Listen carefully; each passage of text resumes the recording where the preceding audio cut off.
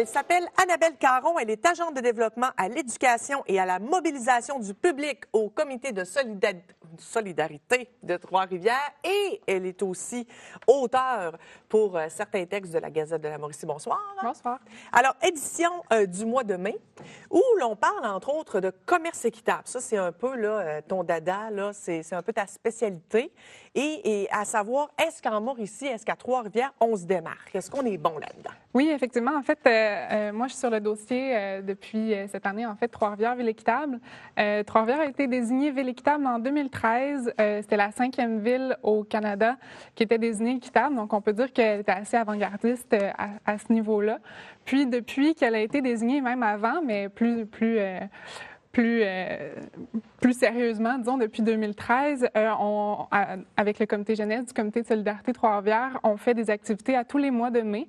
Le mois de mai, mois du commerce équitable.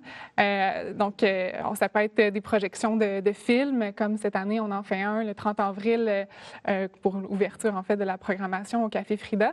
Ça peut être des conférences, ça peut être seulement de la distribution de bananes équitables dans la rue, donc pour montrer un peu la diversité. Fun, oui, c'est le fun. Ça peut être vraiment... On fait aussi des kiosques de dégustation de barbe à papa équitable, donc avec du sucre équitable c'est très, très populaire là, dans J'imagine!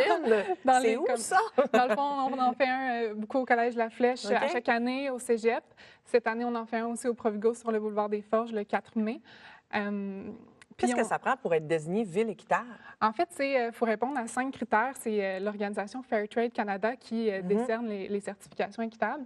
Puis, en fait, il faut répondre non seulement, il faut avoir l'appui de la ville, donc par une résolution politique, soit l'appui au commerce équitable, puis l'encouragement des commerces et des départements de la ville à consommer des produits équitables.